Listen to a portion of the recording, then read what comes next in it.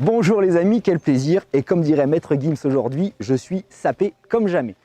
Alors aujourd'hui nous sommes encore dans un cadre magnifique et merci au propriétaire du domaine La Pességuère de nous ouvrir ses portes pour ce tournage. Nous sommes dans une bastide du XVIIe siècle qui s'étend sur 47 hectares. 26 sont cultivés pour la vigne, et puis il y a une petite histoire sympathique, et là je prends mon petit calepin. Donc il y a eu à l'époque, qui a vécu ici, François-Juste-Marie Renoir, membre de l'Académie française, précurseur du félibrige. Les Provençaux et les Occitans sûrement connaîtront cette histoire.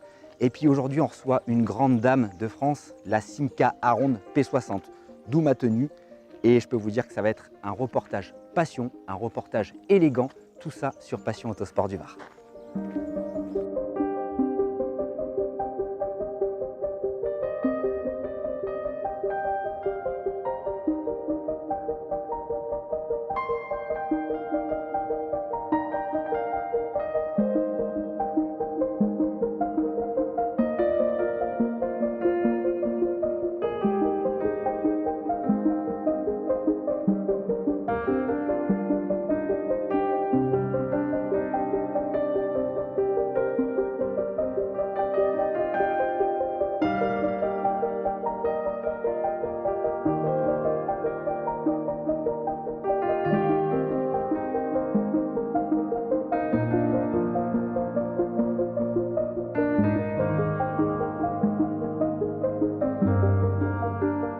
Eh bien, bonjour à tous, bonjour à toutes, tu me reçois? Tout va bien? Impeccable, tout fonctionne. Alors je vais commencer par un petit mouvement de mauvaise humeur, parce qu'aujourd'hui on fait une auto adorable, qui est une Simca, et puis quand ils ont fait refaire la carte grise, eh ben, Simca a disparu des radars et c'est devenu Talbot. Ces messieurs de l'administration, vous nous gonflez un peu quand même, parce que changer le nom d'une voiture, c'est son histoire quand même, et bien là je suis pas d'accord. Bon, alors... Simca, c'est une histoire amusante parce qu'on démarre, en fait c'est Fiat qui avait monté, je vous l'avais déjà expliqué, une petite société pour détourner les droits de douane, éviter de payer les droits de douane en France, et finalement bon, ça n'a pas vraiment trompé son monde, et puis Simca va voler de ses propres ailes à partir de 1938. Ce qui est amusant, c'est que l'emblème de Simca c'est une hirondelle. Et alors cette hirondelle, ce logo Simca, eh bien ça va suivre cette marque. Et puis il y avait lors du coupage de cordon avec Fiat, comment vous dire, un modèle qui était dans les tuyaux, qui était prêt à sortir, qui était la Simca 9. Et cette Simca 9 sera en fait la première Aronde. Elle sort en mai 51.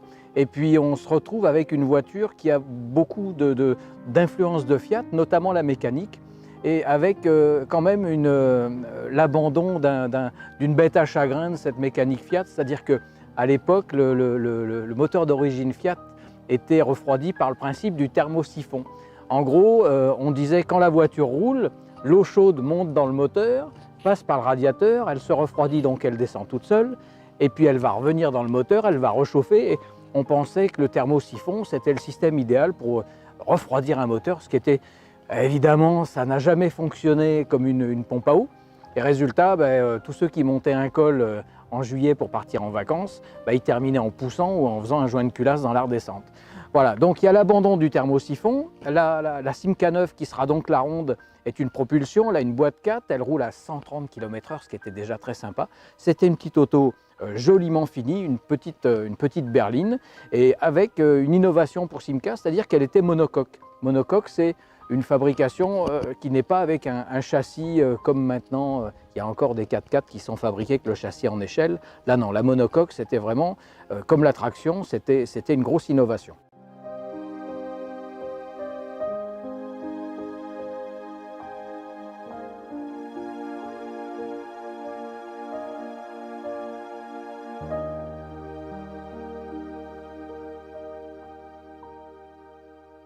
En 1954 sort une version de cette voiture que j'adore depuis que j'en ai vu une, c'est-à-dire il y a très longtemps.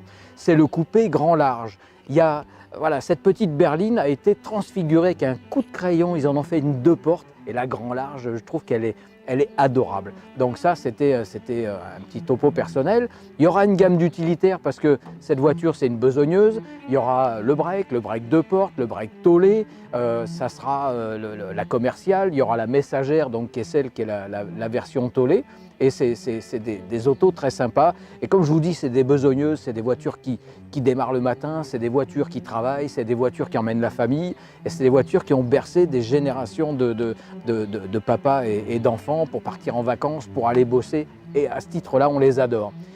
En 55, ce qui est amusant, c'est que cette petite voiture emporte l'adhésion du public et du coup, on se retrouve avec Simca qui est carrément le 2e fabricant français derrière Renault. Imaginez, Simca était devant Peugeot, était devant Citroën et tous les autres. C'était génial, cette voiture, elle plaisait à tout le monde. Elle est petite, elle est logeable, elle est fiable et vraiment, c'était un truc très très sympa.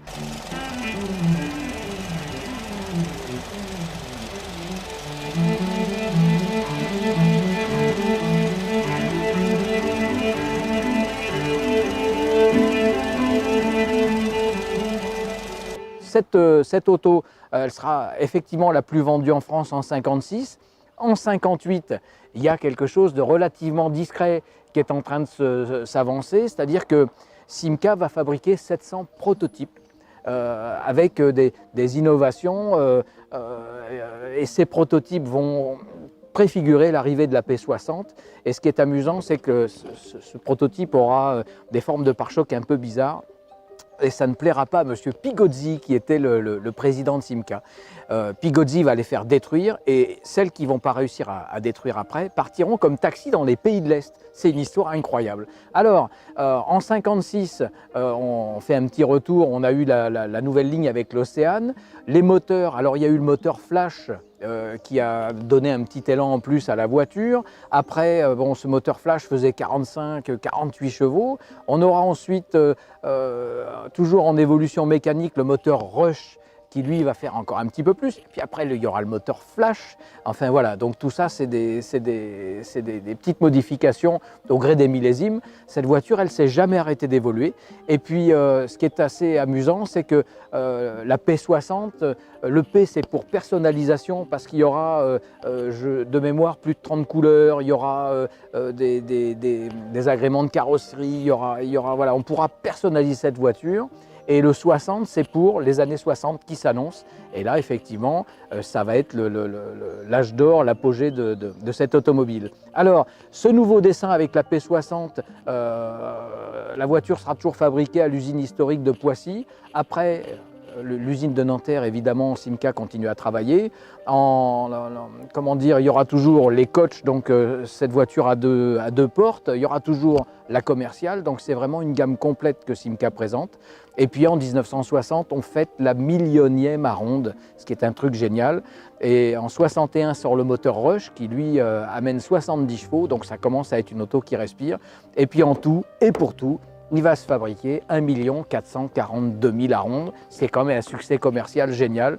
Et Simca, c'est des belles autos. On avait eu le plaisir d'accueillir une Chambord parmi nous il y a 2 ans qui totalise un nombre de vues assez incroyable. Donc Simca, on va se régaler. Et puis celle-là, c'est une voiture qui roule. Elle est dans son jus, elle a de l'usage. Elle sert quasiment tous les jours. Et je vais vous dire un truc, ça, c'est de l'auto.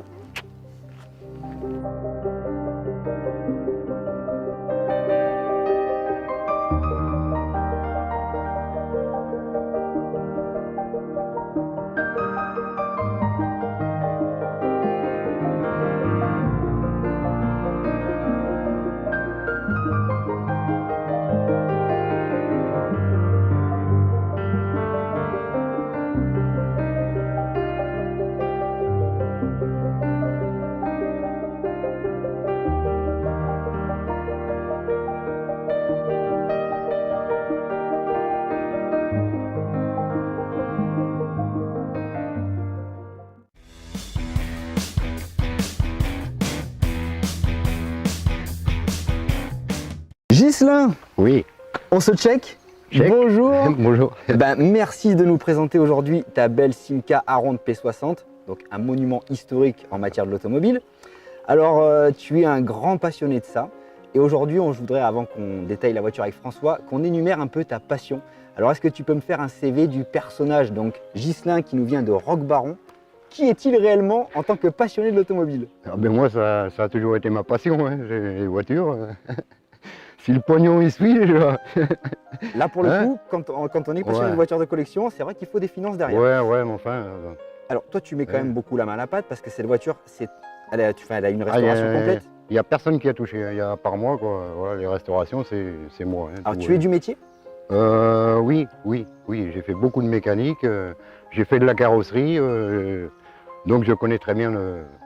Donc, tu sais de quoi tu parles. Voilà. Alors, quand tu trouves cette Simca, Oui. elle est comment? Dans quel état? Elle est dans un triste état, on me l'amène sur un plateau et puis voilà quoi, le moteur il est dans le sac. Qu'est-ce qu'il y a? Ben, il y a tout. Hein. Bon, Carrosserie? la carrosserie c'est pareil, hein. Elle était bleue, blanche, elle était un peu de toutes les couleurs. Et comment? Bon, j'ai tout démonté, train avant, train arrière, j'ai changé tous les joints, les cylindres en bloc, les roulements. Oui, donc là, on peut dire que tu étais reparti sur une base comme en 1960 Voilà. quand elle est sortie, elle est neuve, quoi. Voilà. Et le moteur, c'est pareil. Bon, mais j'avais 3 moteurs que j'ai testés. Bon, j'en ai cassé un en montant Puget-Ville. Voilà. Alors, je vais finir juste par une dernière Oui. question, parce que ça, moi, j'aime bien savoir un peu le côté amour de cette voiture. Donc, pourquoi une Simca P60? Ah, ben c'est des souvenirs de jeunesse. Voilà. Tu es de quelle année, Gislain? Moi, je suis de 54. Ouais, un jeune enfant, voilà. un jeune enfant. Voilà. Donc, ouais, j'imagine que tu as, Ouais. bourlingué dans les Simca P60 Ah à oui, l'époque oh et que ça là. te rappelle beaucoup de Oui, souvenirs. c'est sûr, oui. Donc. Oui. Bon, Mm. eh ben écoute, maintenant qu'on a fait un petit CV du personnage, je vais te laisser aux mains de François. On va se faire un petit tour de carrosserie et je veux que tu nous dises tout. Vous serez tout sur la Simca. Voilà. D'accord. François, c'est à toi. Ok.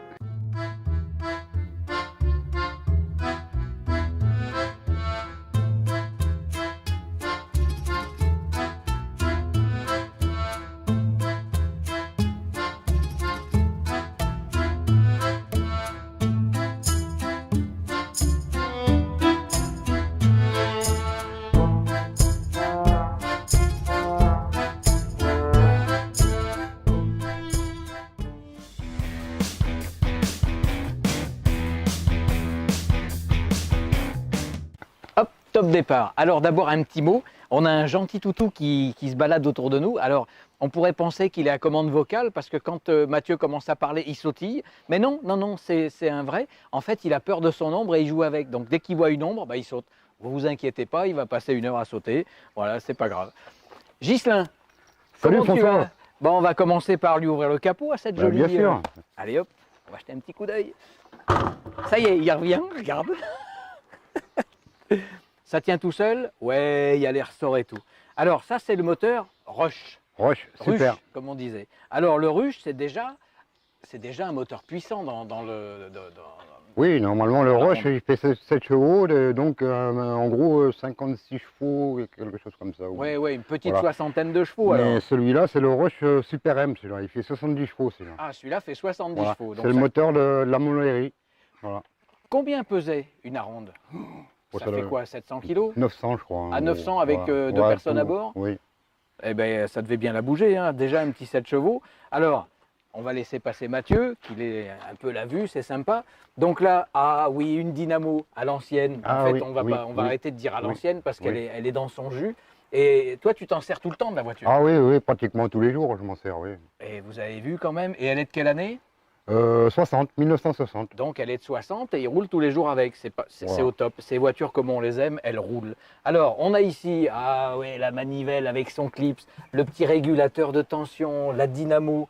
Ah, et... Bon, alors, je vois que la pompe à essence est neuve. Oui. Tu as travaillé sur cette, Ah oui, bien sûr, oui. sur cette voiture. Qu'est-ce que tu lui as fait? La bobine, les éléments autour? Bobine, bon, tout l'allumeur remis à neuf. Ouais. La pompe à essence, bon, ben ça, j'aurais pas dû la changer parce que maintenant, ce qu'on achète de la refabrication, Ah, C'est en pas- termes de c'est pas le qualité, top. ça vaut pas l'origine. donc là, je vais restaurer mon ancienne pompe et ça ira très bien, quoi. Changer la membrane. Oh, et regarde, Ouais. Mathieu, viens voir. Le niveau clair, c'était le bocal de l'époque pour le liquide de frein. Oui, C'est pas alors, génial, ça alors ça, c'est un liquide spécial au silicone. Parce que toutes mes voitures de collection, elles sont Oui, donc tu n'as pas le liquide qui bouffe les peintures et tout, et tu as Voilà, le silicone et qui ne s'oxyde voilà. pas. Qui ne prend pas l'humidité. Et... Voilà. Ok, ce moteur, il avait bien l'alimentation et l'échappement du même côté. Voilà. Donc on avait tout un côté qui était Mhm. libre. Et puis ça, c'est le boîtier de direction. Oui. Elle est vraiment. Qu'est-ce que c'est que ce petit radiateur là qui est Ah, ici? ça, c'est le radiateur de chauffage. Le radiateur de chauffage n'était pas Voilà. dans l'habitacle. Il était. Non, non, il est là, et voilà. Et après, l'air chaud est envoyé dans. Donc l'énorme tuyau qui est là, C'est- c'est l'air chaud pour la voiture. L'air chaud ou l'air froid si, Oui. s'il était. Mathieu, il faut que tu regardes quelque chose. Ça, on en parlait tout à l'heure avec Ghislain, ces petits phares Marshall qui se fixent avec la plaquette derrière la calandre, ils sont très recherchés parce qu'on les trouve sur des italiennes qui valent des centaines de milliers d'euros. Les Ferrari 250 GT, c'est ce qu'elles avaient dans la calandre. Voilà. Donc c'est assez... C'était à l'option. c'est C'était assez l'option amusant. d'époque. Et ensuite, pour tous ceux qui nous suivent et qui aiment bien savoir d'où viennent les pièces qu'on a sur les autos, ça, les butoirs, tu peux jeter un coup d'œil au butoir, est-ce que ça te dit quelque chose?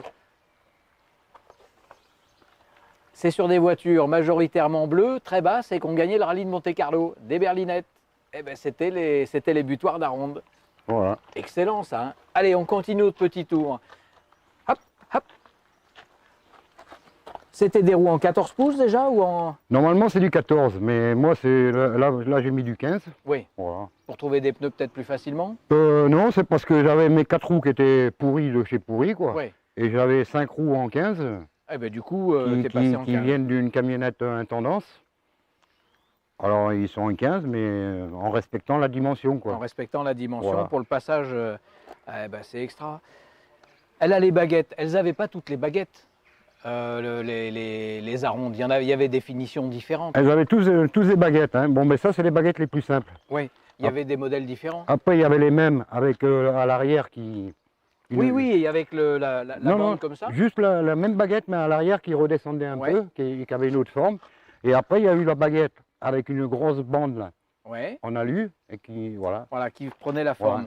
Donc, on va jeter un coup d'œil à l'intérieur. Voilà, voilà, voilà. Extra, le seuil de porte. Là, on ne faisait pas d'économie sur l'aluminium. Une belle sellerie. C'est un sellier qui t'a refait ou t'as... Oui, oui, alors là j'en suis fier, c'est la sellerie classique car à Cuers. Ah, Cuers, on reste dans le Var, c'est des Varois. Alors, ils sont spécialisés dans les intérieurs Simca aussi. Voilà. Alors comme tu m'expliquais, il y a beaucoup de pièces dans cette voiture à l'intérieur qui sont dans un matériau qui était génial à l'époque, mais qui vieillit très vite, qui vieillit maintenant, c'est la bakélite. La bakélite, voilà. Qui c'est- devient cassante. Alors il y a... C'est ce qui existait avant le plastique, quoi. Hein. Voilà, c'est la porte de la boîte à gants à manier avec d'extrêmes précautions, et puis le tour, le contour de la colonne de direction, pareil. Et tout ça, c'est des pièces qui sont très très dures à trouver et qui se refont en impression 3D. Et ça, c'est génial. Ah, les petits déflecteurs, Ah oui, oui. comme on avait sur la coccinelle il y a un mois de ça, et les petites poignées chromées et tout. Non, ça c'est extra. Derrière, allez, la place des enfants. Évidemment, il n'y a pas de ceinture puisqu'elle est antérieure. Oui, oui, mais bien sûr, oui. Voilà. Et alors, on a un élément que j'adore parce qu'il y avait ça sur la DS de mon grand-père. Extraordinaire. Le gras du luxe, la petite persienne arrière, ça c'est pareil, c'est recherché et c'était des équipements d'époque. Alors, toi, on va dire que c'est une Élysée. C'est une Élysée. C'est voilà. une Élysée. Qu'est-ce qu'il y avait comme haute finition? Il y avait la Montlhéry, l'Élysée, Là, juste avant, la bas de gamme, c'était l'étoile, l'étoile. l'étoile 6, Oui. avec le moteur Flash. Le flash. Et après, il y a eu aussi l'étoile 6 avec le moteur Roche, Oui. 6 chevaux. 6 chevaux. Et après, il y a eu l'étoile 7 avec le Avec moteur le Roche, Roche. 7 chevaux. 7 chevaux. Ok, ok. Avec ces petits ailerons qui reprenaient un peu le look des voitures américaines. Ah, le petit F qui tient avec ses deux vis, là, voilà. Et les petits catadioptres. Voilà, ça c'est génial, j'adore ça. Tu nous ouvres le coffre? Oui, Comme bien on sûr. sait que généralement il y a un sacré bazar dans les coffres, c'est toujours une surprise. Voilà, c'est un coffre de mécanicien. Il y a les câbles, Ouais. il y a la boîte Facom, et puis il y a quelques fluides, histoire de se dépanner s'il y avait besoin. Et c'est pas pour moi, c'est pour dépanner les autres. surtout. Ah, c'est génial. Et puis, bon, il y avait déjà de quoi mettre une paire de valises. Bon, Quoi. il y a la roue de C'était- secours dessous. Hein, Il y a bien la roue sûr. de secours Ouais. dessous. Ça, c'est l'hirondelle. Donc, Voilà. c'était l'emblème de Simca. Et la ronde, en vieux français, à ronde, ça veut dire hirondelle. Hirondelle. C'est pour ça Ouais. que Ouais. c'est un plaisir. Alors, les chromes, tout ça, c'est de l'époque. Oui, avec plusieurs morceaux, j'ai réussi à... En faire, Ils sont pas parfaits, mais... Ils sont pas parfaits, mais ils sont de 1960 Voilà. quand même, sans avoir été rechromés. Hein. Alors après, c'est introuvable. Hein. Oui. Alors oui, on peut les faire rechromer, mais il faut tomber sur un bon spécialiste, quoi. Oui, parce que maintenant, avec tout ce qui est environnemental, c'est compliqué de Voilà. trouver quelqu'un qui en fasse du chrome. Alors, hop, toujours, les portes arrière, on a toujours ces seuils. Et avec le... Les petits cendriers pour les enfants. Il y a le cendrier pour les enfants. Ça c'est bien. Pourquoi tu tousses? T'inquiète, c'est papa qui fume. Et hop, là, boum. Un bel intérieur. Et toujours ce seuil de porte en alu, il mégotait pas, les mecs. Alors, tu m'as dit que ce jonc en aluminium n'était pas sur toutes les Non, non. arondes. Sur les étoiles normales, elle n'a pas ce truc, juste le caoutchouc, c'est tout. Il n'y avait pas l'enjoliveur. Voilà. Le rétro, pour mémoire, le rétro extérieur n'était pas encore obligatoire. Mais c'est bien de l'avoir mis quand même. Voilà. Il y a la même en petite là-bas. Hein, voilà. Eh ouais. Alors tu m'avais expliqué aussi, tu m'as dit que certaines avaient la banquette comme ça, mais avec deux dossiers séparés. Voilà. Donc là, on a la banquette un peu à façon des voitures américaines, mais avec ça existait avec l'assise unique et deux dossiers séparés. Et celle-là, elle a toujours les joncs en alu. Et puis alors, le cendrier, il trône. Hein. Ah, oui. Et il y a la même en petit. Donc là, tu as trouvé la miniature Voilà. avec la même couleur. C'est celle qui t'a servi de modèle pour le... Exactement. Voilà. C'était pas préparé. Hein. Je cherchais quelle couleur j'allais la peindre parce qu'au départ elle était blanche, elle était bleue, bleu clair avec le toit bleu foncé. Ouais. Et moi quand je l'ai récupérée, elle avait été repeinte en blanc. En fait, plus tu as Mais au rouleau, il avait peint au rouleau, quoi. poncé, plus tu as trouvé de couleur. Ah oui, alors après, bon, je l'ai tout apprêté et tout, puis la couleur, je me suis inspiré D'une miniature. d'une miniature, voilà, que je trouvais super sympa, et voilà. Et voilà, de la petite, il en a fait une grande. Bon, bah c'est extra. Écoute, moi j'adore, et puis surtout de savoir qu'elle roule tous les jours, et puis qu'elle est dans un jus, elle est tout à fait présentable, et puis elle fonctionne comme un coucou suisse. C'est extra. Dans tous les cas, si on en avait toujours des années 60 dans cet état-là, on serait super heureux. Bon, mon Mathieu, on part en vacances?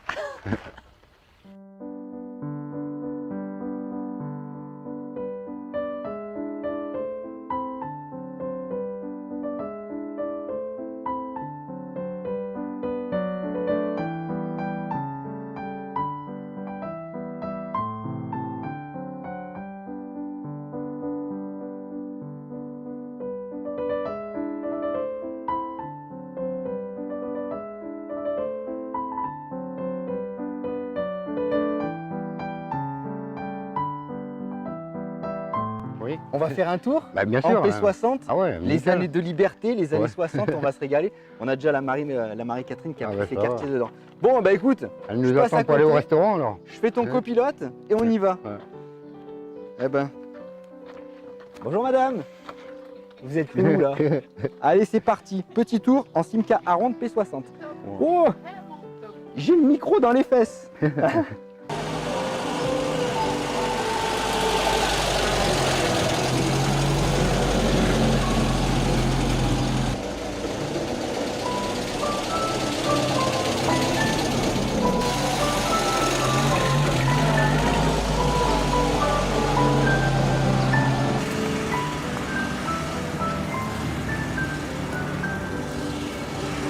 C'était quand même le luxe à l'ancienne. On est vraiment dans un siège qui est super confortable.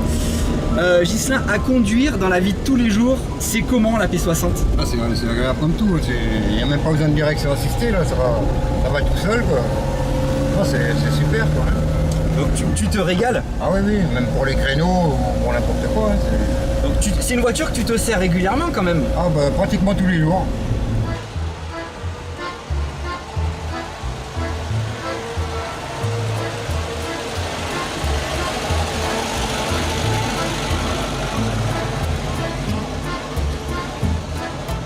Alors au niveau de la boîte de vitesse, Ghislain, la première n'est pas synchronisée. Non, mais enfin, de toute manière, le trois quarts du temps, je démarre en deuxième. Alors, et puis voilà, et ça va très bien, quoi. Alors, les clignotants, une vraie galère pour les atteindre. Ils sont là, quoi. Voilà. Alors, je te dis pas, t'as pas intérêt à te mettre le bras dans le volant parce que là, c'est le tout droit assuré.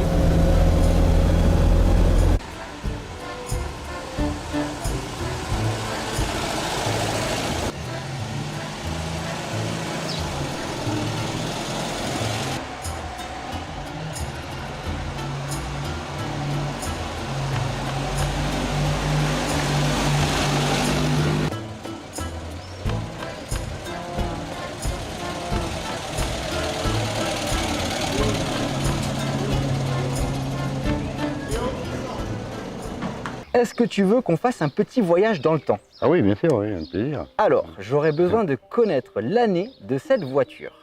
Du 1er janvier 1960. 1er janvier 1960. Ils se sont bien foutus de notre gueule, la préfecture. Tu sais que, à mon avis, ce soir-là, ça n'a pas fait que sucer que les glaçons, je pense. C'était férié, c'était férié, je crois. Hein. En théorie, oui, mais la préfecture, apparemment, ils bossent. Donc, alors, on va aller faire un petit voyage dans le temps et on va aller avec Marie-Catherine qui va nous expliquer ce qu'il s'est passé le 1er janvier 1960 en France et dans d'autres contrées lointaines avec notre ami Ghislain, toujours ici présent.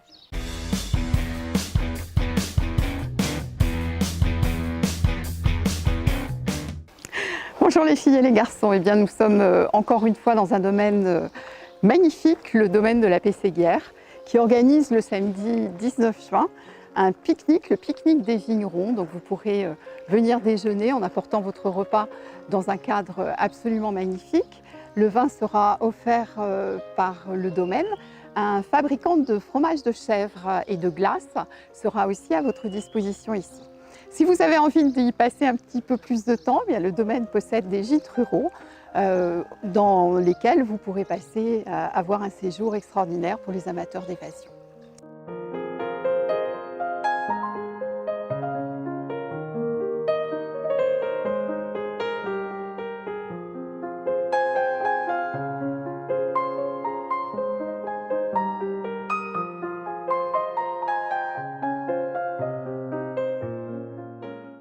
Alors, le 1er janvier 1960, qui est la date de la première immatriculation de la magnifique Simca P60 qui se trouve derrière moi, est aussi la date de l'indépendance du Cameroun. Le Cameroun, qui à partir de 1884 était une colonie allemande, qui est passée aux mains des Français et des Anglais après la Première Guerre mondiale, et qui en 1940 rejoint la France libre. Alors on va la surveiller un petit peu puisque comme c'est une ancienne colonie allemande, on va éviter qu'il y ait certaines sympathies qui se révèlent et puis surtout commencent à se manifester des sentiments nationalistes et anticoloniales qui vont mener en 1960 à l'indépendance. Alors cette indépendance, elle est accordée par la France pour calmer la guérilla, les émeutes qui ont été le signe effectivement d'une volonté de sortir de l'administration française, mais cette administration française, elle va rester là,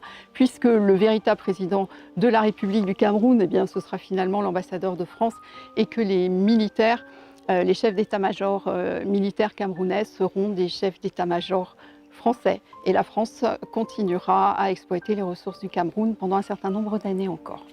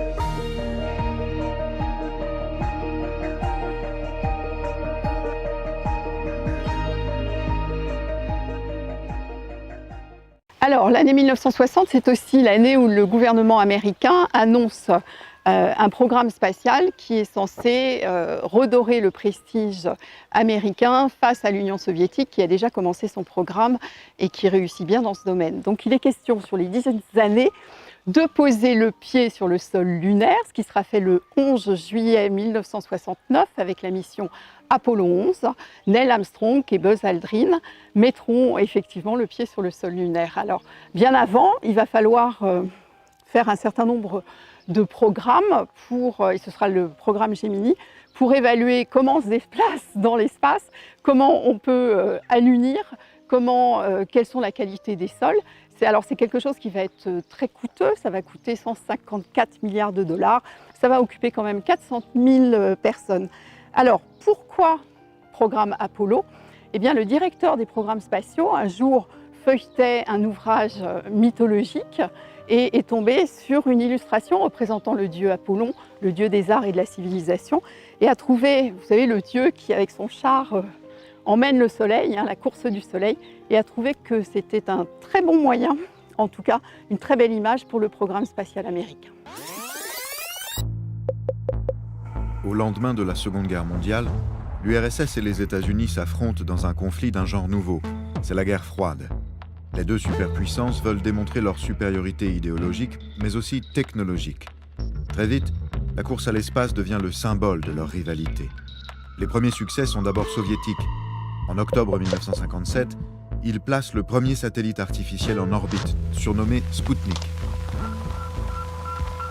Волшебный спутник не просто летает. Un mois plus tard, les Russes réitéraient leur exploit. Laika, une petite chienne qu'on ne reverrait pas, partait pour le tour de la Terre. Piqués au vif, les États-Unis créent la NASA qui doit leur permettre de rattraper leur retard. Mais les Soviétiques sont trop rapides et enchaînent les exploits. En 1961, le premier homme à voyager dans l'espace est russe. Il s'appelle Yuri Gagarin. L'Amérique est humiliée. Son astronaute Alan Shepard arrive dans l'espace un mois trop tard. Mais le nouveau président des États-Unis, John Fitzgerald Kennedy, est déterminé à dépasser l'URSS. Le 25 mai 1961, il fait une annonce retentissante. I believe that this nation should commit itself to achieving the goal before this decade is out of landing a man on the moon and returning him safely to the earth. C'est le programme Apollo, le plus ambitieux programme spatial jamais créé. Le compte à rebours est lancé. Les deux grandes puissances se livrent alors une compétition acharnée, enchaînant les expéditions préparatoires, les prouesses technologiques et les échecs. Le 16 juillet 1969, les États-Unis sont prêts. Les yeux du monde entier se tournent vers la mission Apollo 11 au centre spatial Kennedy, en Floride. Les trois astronautes chevronnés, Neil Armstrong, Edwin Aldrin et Michael Collins, s'apprêtent à entrer dans la légende.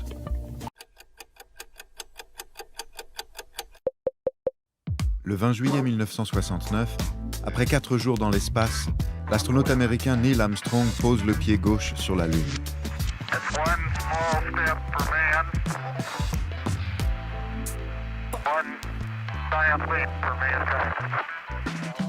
Il est 21h56 aux États-Unis, 3h56 en France, et dans le monde entier, des centaines de millions de téléspectateurs suivent l'exploit de la mission Apollo 11. Même les enfants que l'on a réveillés pour l'occasion. L'image est très floue, le son grésille, mais aux quatre coins de la planète on frissonne. 20 minutes plus tard, Armstrong est rejoint par Edwin Aldrin. Ensemble, ils collectent des échantillons de roches et plantent le drapeau américain dans le sol lunaire, symbole de la victoire américaine sur l'URSS dans la conquête de l'espace. Alors, 1960, au cinéma, c'est la sortie d'un film culte, À bout de souffle, un film de Jean-Luc Godard. Jean-Luc Godard qui fait partie de la nouvelle vague avec Alain Resnais, Claude Chabrol, François Truffaut, Éric Rohmer, qui sont des jeunes cinéastes à la base, des critiques de cinéma et qui ont envie un petit peu de donner un coup de pied dans la fourmilière du cinéma traditionnel. Alors, ils tournent de façon un petit peu particulière, ils n'ont pas de scénario, ils ont très peu de moyens, ils tournent en décor réel, en lumière réelle. Les figurants sont les gens dans la rue qui ne sont pas prévenus d'ailleurs. Pour l'anecdote, pour tourner les travelling, Jean-Luc Godard utilisera un triporteur de la Poste avec un petit trou et la caméra à l'intérieur. Alors, celui qui tourne, qui joue le rôle principal de ce scénario un petit peu bizarre qui raconte l'histoire d'un mec qui vole une voiture pour rejoindre sa copine à Paris et qui tue un flic en cours de route. Ça, c'est le scénario, et joué par un très jeune acteur qui sort du conservatoire, qui est absolument brillant dans ce rôle-là, qui fait date. Je veux parler de Jean-Paul Belmondo, qu'on retrouve et qui servira de modèle pour d'autres acteurs, en particulier des acteurs américains. Robert De Niro, dans Taxi Driver, expliquera que la scène du miroir où ils se parlent est inspirée directement de celle improvisée par Jean-Paul Belmondo dans À bout de souffle. Arthur Penn, d'ailleurs, dans Bonnie and Clyde, demandera à Warren Beatty de porter des lunettes avec un seul verre en référence au rôle joué par Jean-Paul Belmondo. Et puis, Jean-Paul Belmondo lui-même a une espèce de geste là où il touche sa bouche pendant le film, qui est une référence au cinéma classique, pour le coup, à Humphrey Bogart, qui est un acteur extrêmement célèbre des années 40 et des années 50.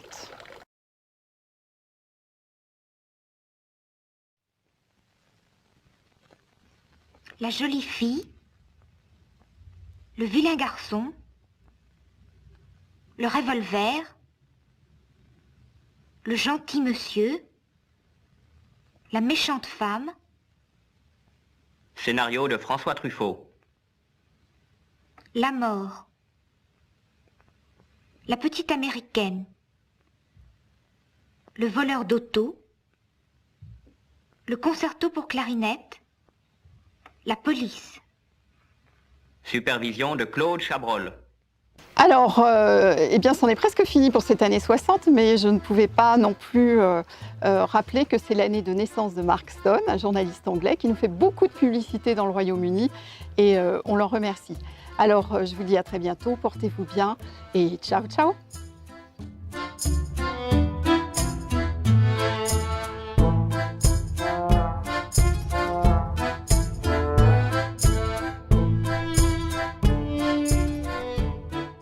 Bon, je sais pas toi, mais on va pas rester trop longtemps à côté de cette fontaine, Ouais.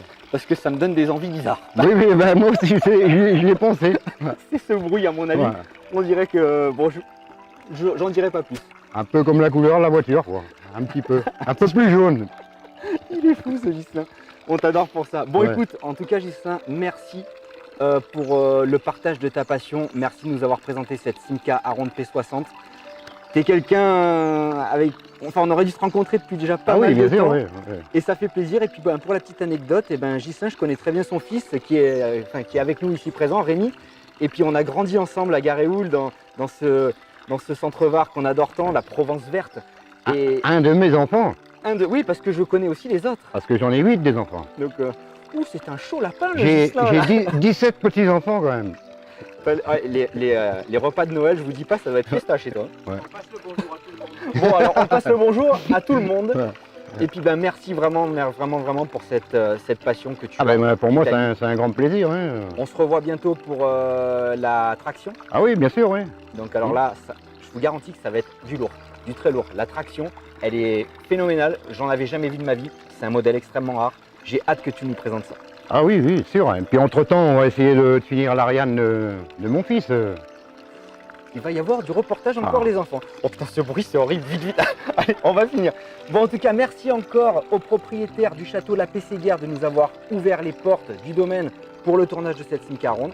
Moi, je vous retrouve d'ici une dizaine de jours pour un nouveau reportage.